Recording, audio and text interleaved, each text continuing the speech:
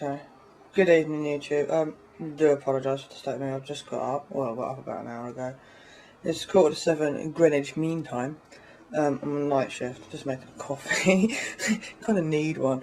But I've been watching my video that I posted earlier concerning banking finance in the world, and I see that a lot of people have got quite some concerns about their countries and what's going on in the world. Well, as it's the start of the New World Order and it's basically the year of the Great Awakening. My coffee. More and more people are coming awake, but the government are coming to be more and more sort of blatant about things. So because of this, I don't usually do this, but I'm actually going to watch the news today, just to see what this... That's dusty. This is how much I watch it. It's only like...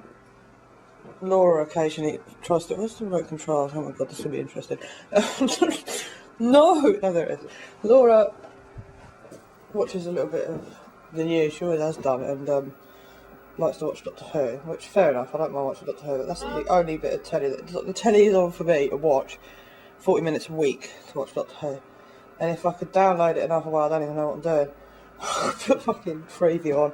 So I've only got the Freeview box still because one, it's free, and two, it's got a few more channels on for Laura at the weekend. But I used to watch the telly. I used to watch like Discovery Channel and stuff like that.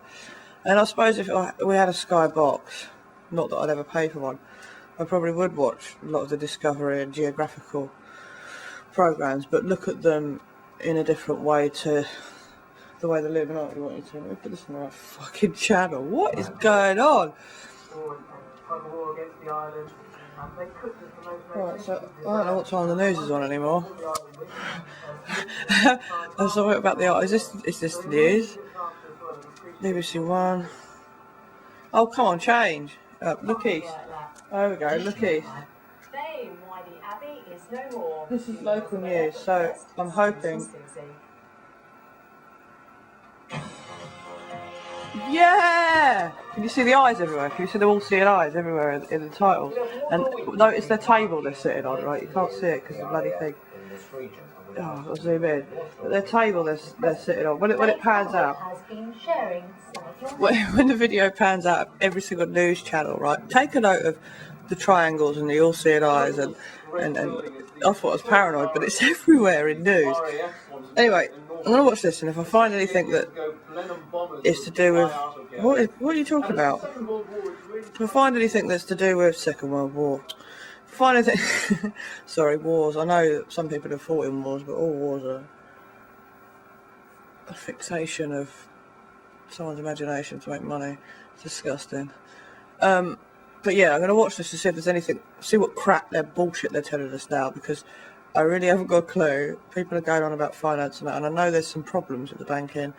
I know we've got problems with housing because I'm seeing the knock-on effect as an individual without the media. So I'm going to see what crap they're telling us, and then maybe from other countries you can see what crap they're telling you, and then we can kind of sum up how they're going to bring this one world government in. And the majors now, of course, having to go to extremely high cost there.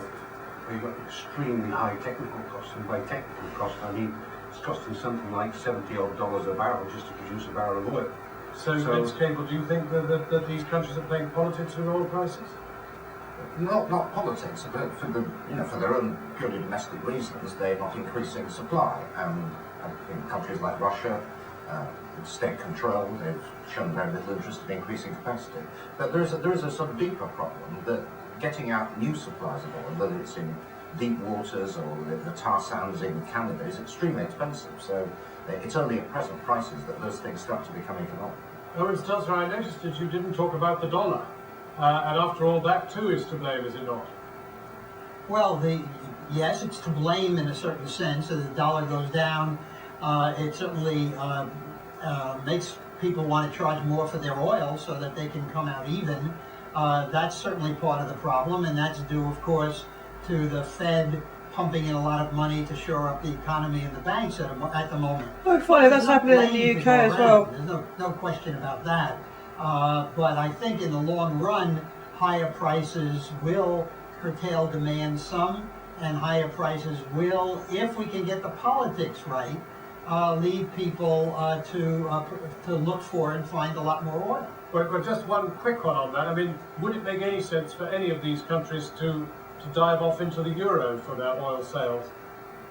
Well, there's a lot of talk about that, and it might make sense because the countries that are taking dollars and are paying their largely immigrant workforces in dollars are finding that those workers are very upset by the declining purchasing value of the money they send home, and that's causing social unrest. So I think in the interest of those countries, they will have to consider at least something about phasing in the euro. But remember, a lot of those countries depend on the American military to prevent them from their domestic crazies, so they have to consider that as well.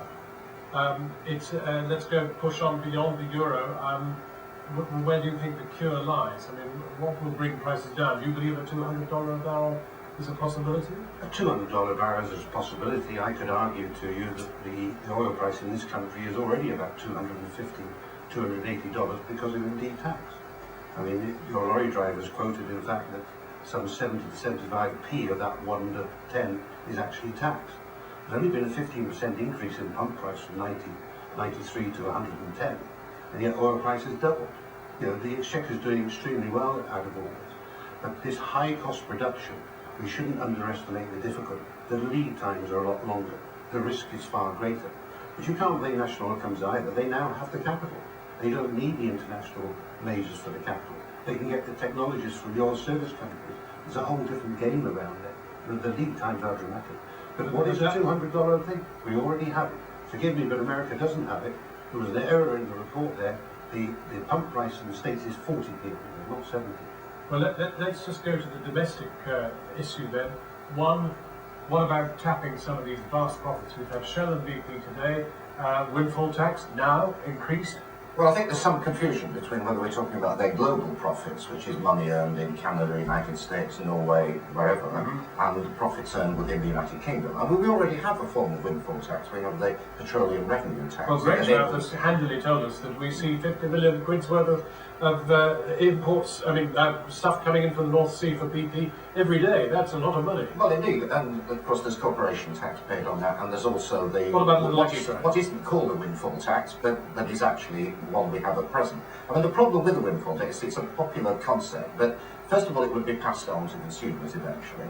And of course, there's the problem is it would discourage exploration in the North Sea. So we've had underinvestment in the all North right, Sea well, for many years. what comfort do you bring the coffin bearers today from the British haulage industry? Do you say, Gordon Brown, do not increase the tax levy on petrol in October? Postpone it immediately. There's nothing that Gordon Brown can do about the world price of oil, No. and that's for sure. But Well, as the one Dr. area- Fay has illustrated, it's partially about tax. I'm sorry, it's not partially about, it's largely about tax. If you were to tax the majors, they wouldn't have the billions they now require to invest to get out this higher cost oil, and it will come back through the pump. But it remains a fact as the oil price goes up, the tax also goes But the up. one area where the government, of course, do have discretion is over petroleum taxation. But, there is a problem. If the government abandon indexation next April, which they're committed to, then there's a hole in the budget they have to fill. And there is also the issue about giving an incentive to people to conserve oil and other forms of energy. Professor Stelzer, Gordon Brown rings you tonight, says, Owen, what do I do? What can we do? What should we do? These guys in the haulage industry reckon they're going for the war. I'm going to have more fuel protests. What do I do? Well, in that unlikely event, I would suggest he hold firm. I don't think he should lower prices for two reasons. We want to encourage conservation and lower taxes rather, and we want to encourage conservation. And if you lower taxes, it just leaves more room for OPEC and others to raise their prices. So I wouldn't do that. What I would recommend he do if everybody is suffering is lower the general tax rate that has gone up so much and so quickly in the past 10 years. Owen Stelzer, Chris Fay, and Vince Cable, thank you all three very much indeed. One small contributing factor to the oil price may be going away. The owners of Grangemouth and the Unite Union have drawn up joint proposals to end the industrial dispute at the oil refinery. After staff returned to work this morning following the 48-hour strike, INEOS met Unite in London today and reached an agreement that will be considered further by the company and the union. Employees went on strike over the firm's plans to end the final salary pension scheme for new members. Now, they are